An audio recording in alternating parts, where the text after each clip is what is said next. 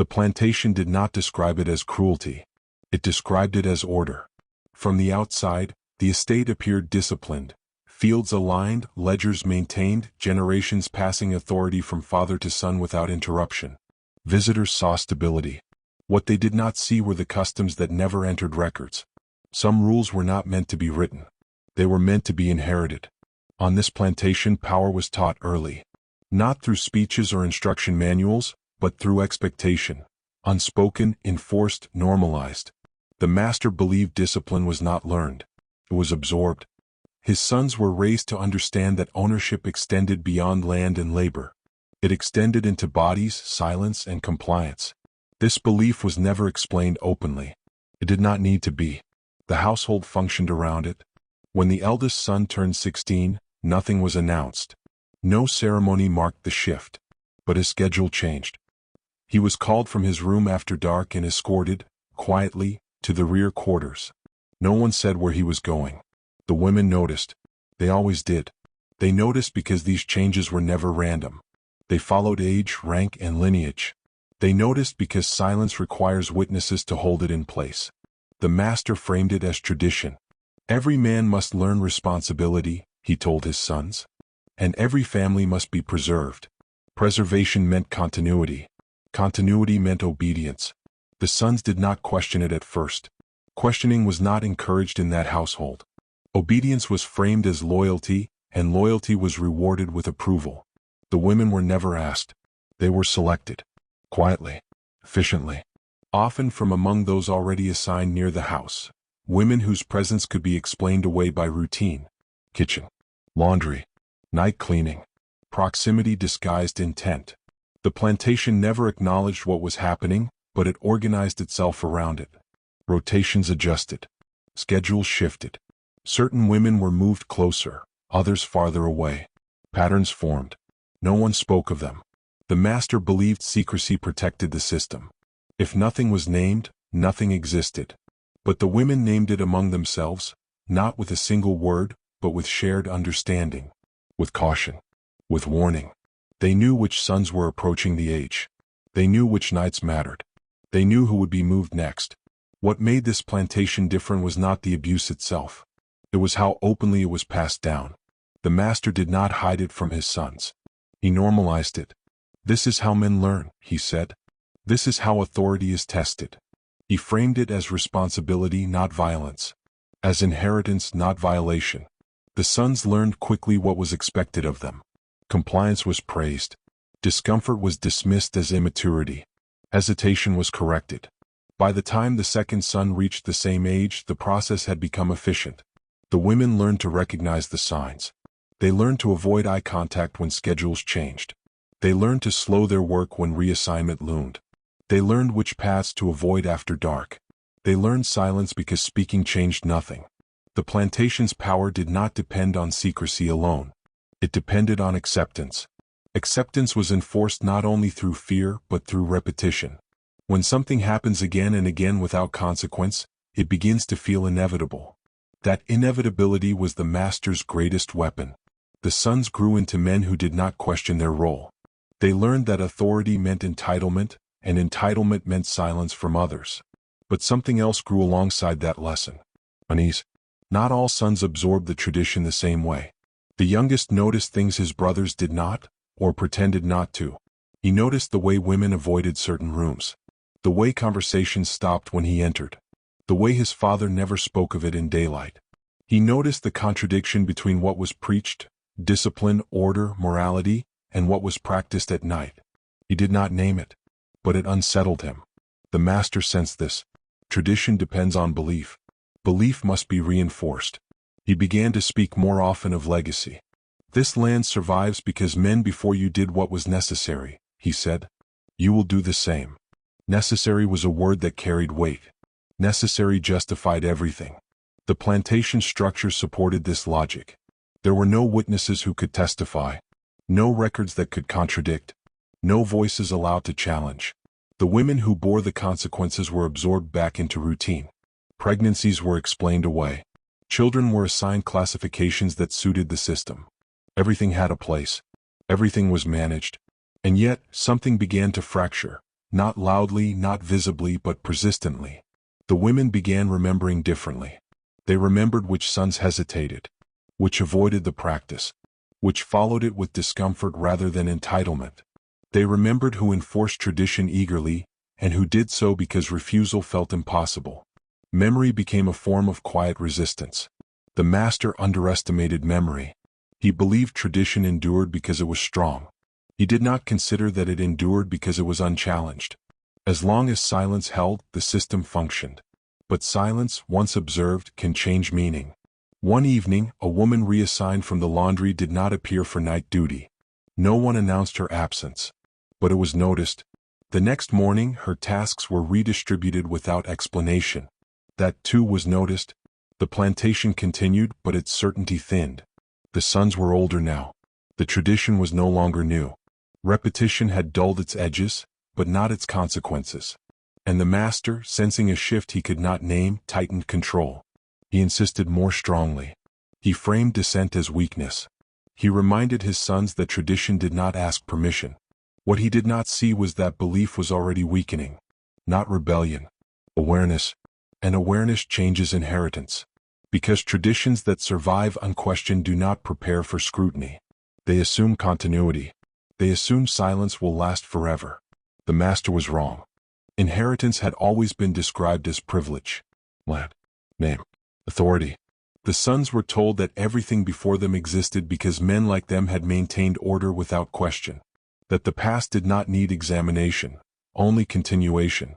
But inheritance, when lived rather than spoken about, carries weight. And weight reveals cracks.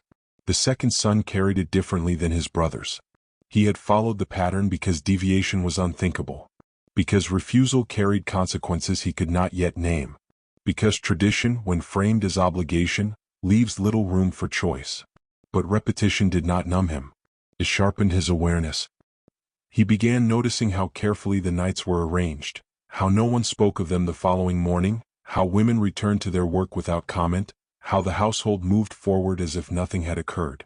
The effort required to maintain that normalcy unsettled him. Power, he realized, should not require this much silence. He noticed how his father never lingered after issuing instructions, how the overseer avoided direct explanations, how servants were reassigned without justification. The system worked because no one asked why. That question, why, began forming quietly in his mind. He did not voice it. He understood the cost of questions. Instead, he hesitated. Hesitation was subtle. A delay before following an order. A preference for remaining in common areas rather than retreating after dark. An insistence on plausible tasks when schedules shifted. No confrontation. Just resistance disguised as compliance. The plantation noticed. Traditions depend on consistency. When consistency breaks, even slightly, authority tightens. The master spoke to him privately. "You're falling behind," he said, not unkindly. "Men your age should not be uncertain." Uncertainty was framed as weakness. The son nodded. He did not argue. But he did not adjust. That worried the master more than rebellion would have. Rebellion can be punished, corrected, removed. Hesitation spreads. The women noticed it too. They noticed when he avoided certain paths, when he redirected tasks, when reassigned women were returned quietly to their previous duties. Nothing was explained. But explanation was no longer required. Memory had begun connecting patterns. The women understood that this son did not act like the others. That he followed tradition because he had to, not because he believed in it. That distinction mattered. Because belief sustains systems. Obligation erodes them. The master began reinforcing tradition more openly. He spoke of duty at the dinner table, of lineage, of how fragile order was without discipline. His older sons listened with practiced indifference. The second son listened differently. He heard fear beneath the words. Fear that tradition no longer justified itself. Fear that inheritance was no longer accepted without examination. The master increased oversight. Night movements were monitored more closely. Reassignments required approval. The overseer was instructed to report hesitation. The system grew heavier. Weight does not strengthen structures. Test them. The second son was summoned again. "You are expected to uphold what you were given," the master said. "You do not get to decide which parts you accept." The son did not respond immediately. Then carefully he said, "If it must be enforced this much, was it ever truly accepted?" The question landed like a fracture. The master's face hardened. "Acceptance is irrelevant," he replied. "Obedience is what matters." That answer settled something inside the son. Inheritance, he realized, was not legacy. It was burden. And burdens demand justification. From that night forward, his hesitation became deliberate. He requested witnesses when possible. He kept schedules visible. He avoided private instructions. Not openly defiant. Strategically visible. Visibility disrupts silence. The women adjusted again. They moved differently when he was present. They spoke a little more freely, still guarded but less constrained. They shared information quietly, trusting that what was seen could not be easily denied. The plantation felt the shift. The master responded by invoking tradition more aggressively. "This is how it has always been," he said often. But repetition could not restore belief. The sons began noticing each other. The eldest dismissed the hesitation as immaturity. The youngest observed it with curiosity. Something unspoken passed between them. Tradition had always flowed downward, unquestioned. Now it was being examined sideways. The master did not anticipate this. He believed tradition collapsed only when challenged openly. He did not understand that systems weaken when participants comply without belief. Because belief is what turns obligation into identity. Without it, tradition becomes performance. And performance requires audience. The plantation had an audience now. Not outsiders. Participants. Those who had been forced into silence were now watching authority reveal its dependence on it. The women watched. The sons watched. Even the overseer began noticing contradictions. Orders changed. Instructions overlapped. Justifications thinned. Force increased, but confidence did not. Inheritance had become visible as burden. And burdens, once named internally, do not disappear. They press back. Understanding changes things quietly. It does not announce itself. It does not demand action immediately. It settles first, reshaping how people listen, how they wait, how they decide when to speak and when not to. For years, silence on the plantation had been imposed. Now it was being examined. The second son understood this before he understood anything else. Silence was not empty. It was an agreement. And agreements could be revised. He began to notice how often silence was used to protect others rather than the system itself. How women remained quiet not because they accepted what happened, but because speaking had never offered safety. Silence had been survival. But survival does not mean consent. Once that distinction formed in his mind, the tradition he had inherited could no longer sit unquestioned. He stopped framing his discomfort as personal weakness. He began seeing it as evidence. The women, meanwhile, had reached a similar understanding, though by a different path. They had always known silence was strategic. What changed was the realization that silence could be shared, shaped, and withdrawn. They began to speak, not openly, not recklessly, but intentionally. Information moved in fragments. A reassignment mentioned before it happened. A warning passed along without explanation. A reminder of who could be trusted nearby and who could not. These were not acts of rebellion. They were acts of coordination. And coordination alters power. The second son became aware of this shift slowly. Not because anyone told him directly, but because behavior changed around him. Women lingered slightly longer in shared spaces. Tasks were negotiated instead of assigned automatically. Eye contact lasted a moment longer than before. Nothing dramatic, but unmistakable. He realized then that silence had already been renegotiated, just not verbally. The plantation still functioned, but it functioned differently. Authority still existed, but it was no longer assumed to be all-seeing. That realization was dangerous. Not because it invited confrontation, but because it made pretense unnecessary. The master sensed something slipping. He noticed that instructions required repetition. That compliance was slower, more deliberate. That the household no longer moved as one unquestioning body. He blamed softness.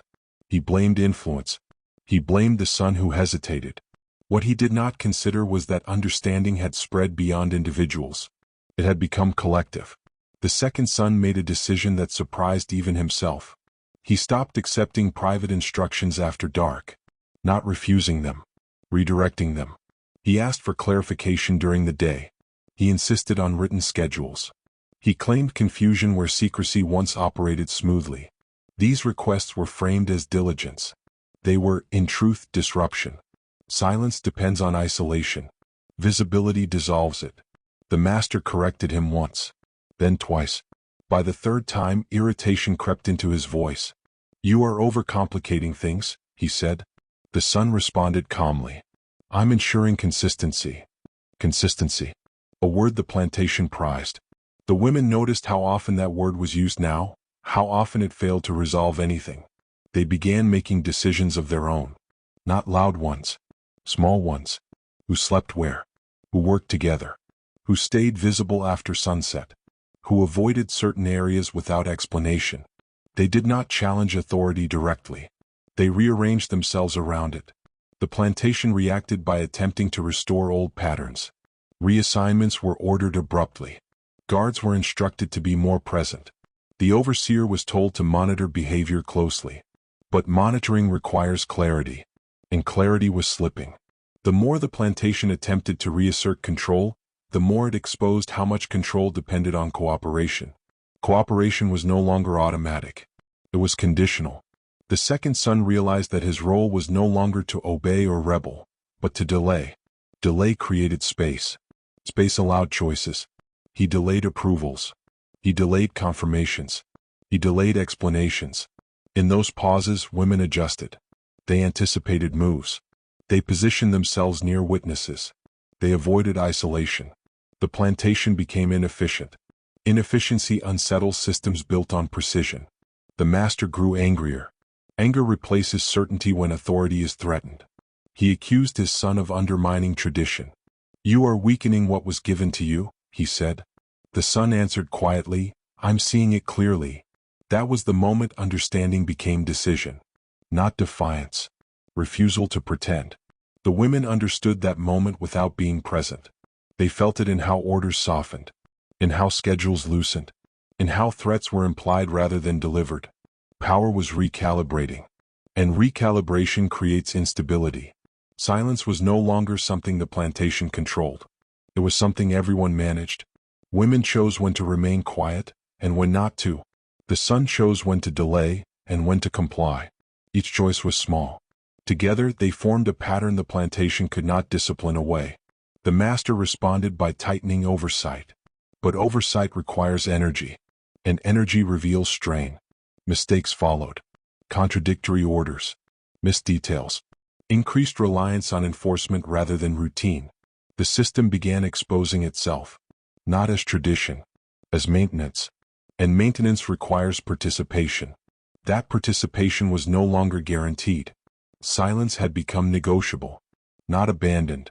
Negotiated. And negotiated silence is power redistributed. The plantation still stood.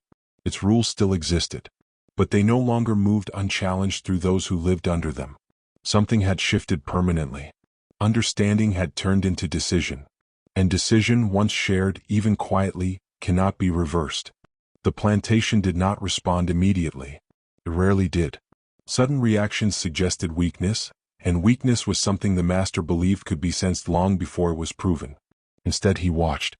He allowed patterns to continue just long enough to confirm that what he felt was not imagination. Invisible resistance is the hardest to confront. There were no shouted refusals.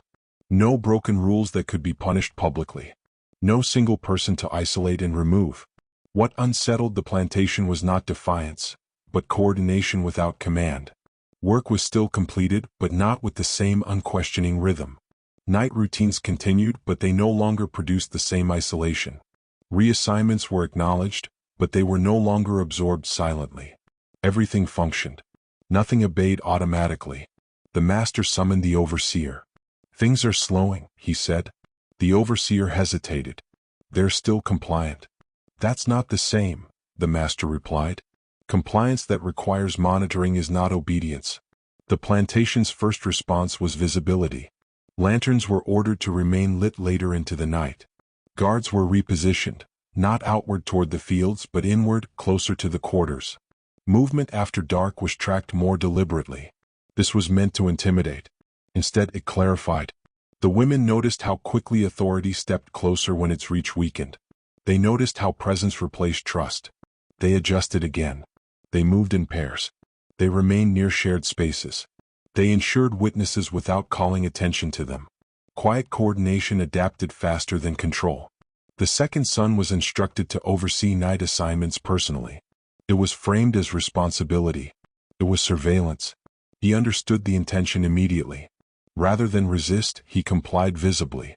He documented schedules. He asked for confirmations. He kept doors open longer than necessary. He positioned himself where his presence created observation rather than privacy. The master noticed. "You are drawing attention," he warned. The son replied calmly, "You asked for oversight. Oversight is not control. It exposes what control relies on." The plantation escalated. Unannounced inspections began. Cabins were entered without warning. Women were questioned about routines, about who spoke to whom, about what they noticed. Nothing was found. That absence frustrated the overseer. "You're hiding something," he accused. The women lowered their eyes. They had always lowered their eyes. But now that gesture no longer signaled submission. It signaled refusal to provide clarity. The master authorized a removal, not punishment. A message. A woman was reassigned abruptly and taken from the quarters before dawn. No explanation was offered. Her tasks were redistributed without acknowledgement. The plantation expected silence to follow. Instead, it found awareness. By midday, the absence was known. By evening, behavior had shifted. Work slowed in subtle ways. Tasks overlapped unnecessarily. Instructions were repeated as if misunderstood. The plantation responded with force. Public correction. Raised voices. Tightened schedules. But force requires precision. And precision was slipping. The women were no longer isolated individuals. They were an observing collective. They noticed which guards hesitated, which avoided certain orders, which enforced rules unevenly. They noticed who feared being seen. The second son noticed it too. He noticed the master speaking less publicly. He noticed orders passing through intermediaries. He noticed authority retreating into private rooms. Control was no longer confident. It was reactive. The plantation's response reached its turning point during a night inspection that did not go as planned. The master himself appeared, unexpected, lantern in hand. His presence was meant to restore certainty. Instead, it revealed desperation. He stood at the edge of the quarters, surveying faces that did not scatter as before. They remained still, watching, not defiant. "Where?" The master spoke sharply. "Return to your places." They did. But slowly. That slowness mattered. For the first time, authority was obeyed without urgency. The master felt it. Control depends on speed, on immediate response. Delay creates doubt. That night, he confronted his son. "You've allowed this," he said. "Your hesitation has infected the household." The son did not deny it. He said simply, "They see what's happening." "What's happening," the master snapped, "is disorder." The son met his gaze. "What's happening is visibility." That word lingered. Visibility. The plantation had survived on invisibility, on customs that existed only in the absence of scrutiny. Now scrutiny had arrived. Not from outside. From within. The master made his decision. Force would no longer be subtle. Orders were issued openly. Oversight was centralized. Punishments were no longer disguised as routine. Control stepped fully into the light. And in doing so, it revealed itself. The women understood immediately. This was not strength. This was exposure. Systems built on silence do not withstand illumination. Every action now had witnesses. Every removal raised questions. Every order required justification. The plantation could still punish. But it could no longer pretend.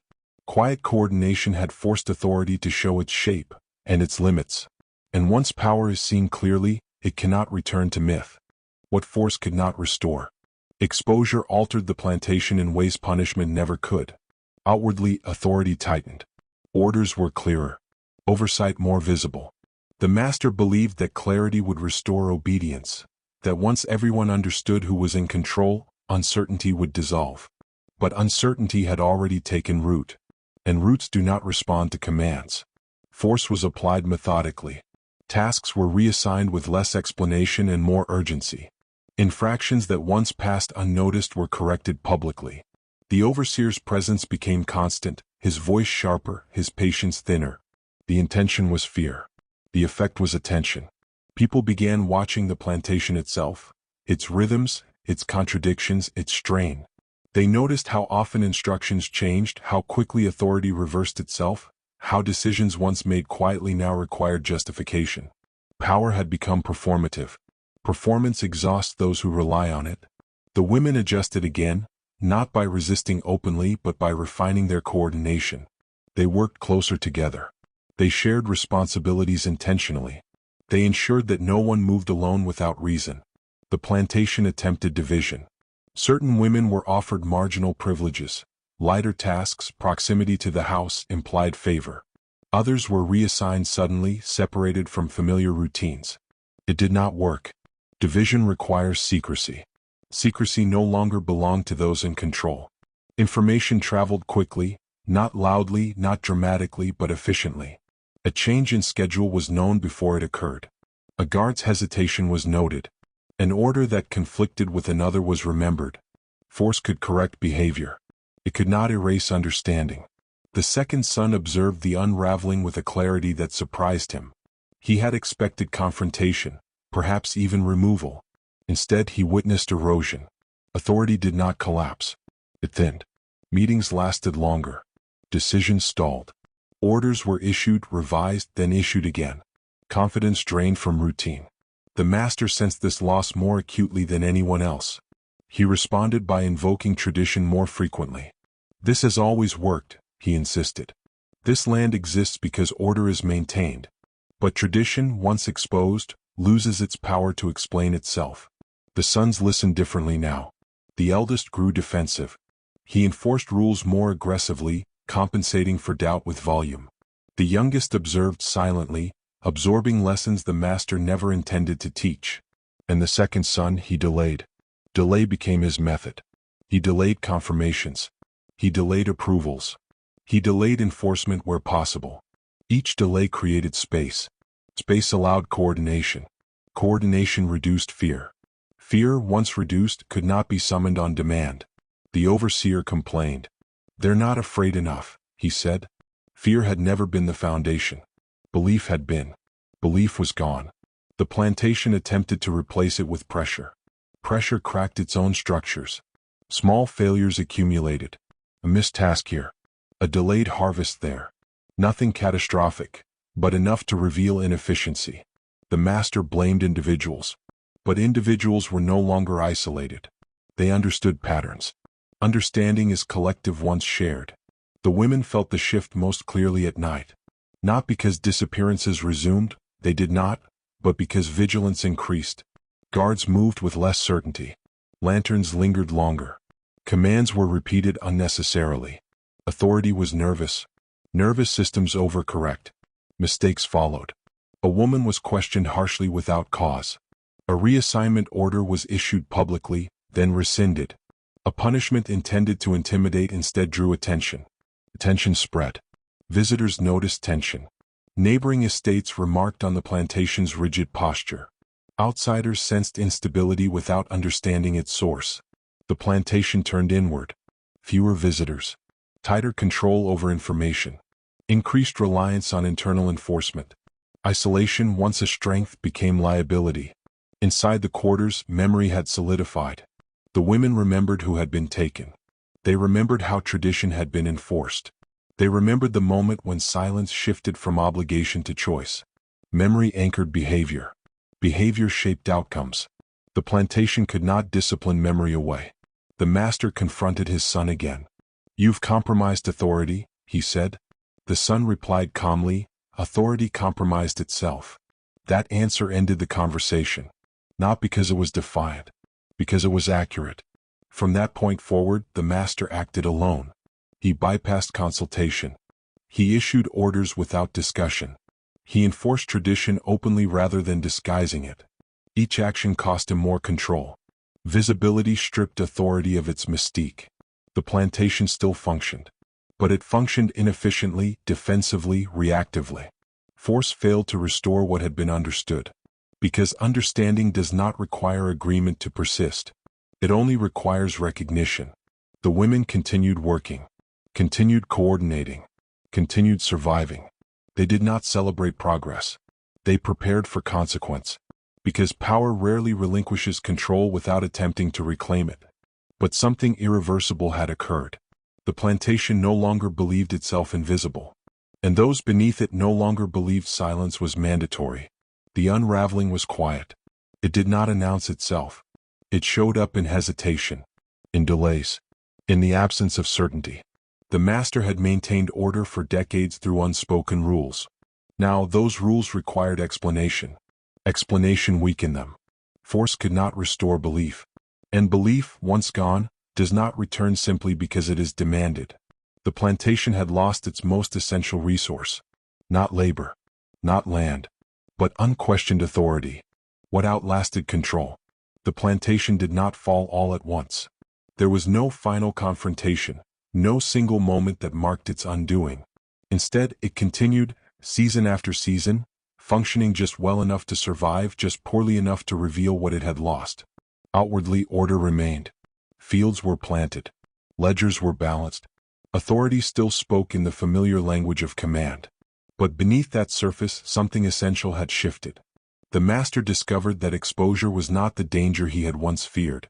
Exposure could be managed, contained, explained away. What he could not contain was what followed it. Memory. Memory did not announce itself. It did not require proof. It moved quietly through daily life, shaping choices without demanding acknowledgement. The women carried it first. They carried it in how they positioned themselves at night, how they negotiated tasks, how they refused isolation without ever naming refusal. They carried it in the way they warned newcomers, not with stories but with instruction. Stay where you can be seen. Ask questions during the day. Do not assume silence protects you. These were not accusations. They were lessons. The sons carried memory differently. The eldest hardened. He enforced rules with greater severity, mistaking control for strength. His authority grew louder and less effective. The youngest watched. He learned early that tradition was not sacred simply because it was old. He learned that power depended on belief, and that belief could be withdrawn. And the second son, he remained. Not as a reformer. Not as a hero. As a witness. He did not dismantle the system. He did not claim moral victory. He did something quieter and more destabilizing. He stopped pretending. He documented. He clarified. He insisted on visibility. He made it harder for tradition to move unseen. That insistence reshaped the plantation more than any confrontation could have. Years passed. The master aged. His authority narrowed. Decisions once made instinctively now required justification. His voice, once unquestioned, met hesitation. Not rebellion. Calculation. The plantation adapted around him.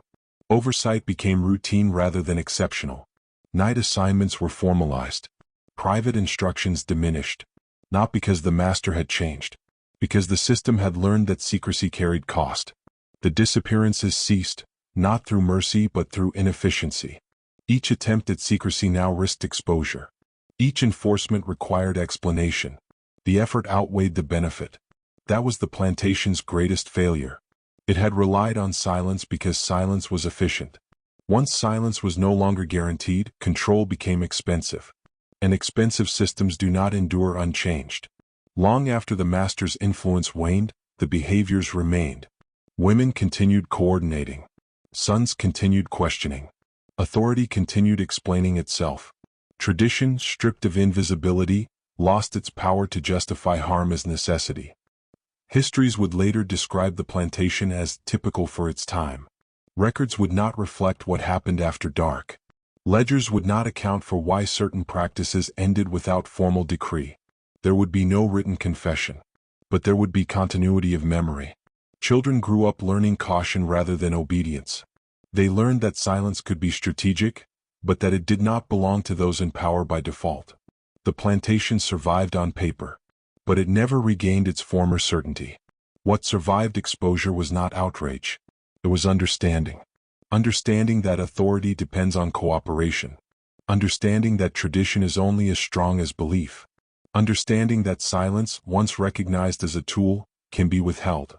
The master had believed tradition was indestructible because it was inherited. He was wrong. Inheritance can be examined. And once examined, it cannot return to myth. The plantation's greatest failure was not that its customs were seen. It was that they were remembered. Remembered not as isolated acts, but as a system that required secrecy to function. And systems that require secrecy are already fragile. When the last attempt to suppress understanding faded into routine, what remained was not justice. It was survival. Survival shaped by awareness. Awareness passed quietly from one person to another, long after those who enforced tradition were gone. That awareness ensured one thing above all else. What happened there would never again move unquestioned. And that, more than exposure, more than resistance, was the end of the plantation as it had once been.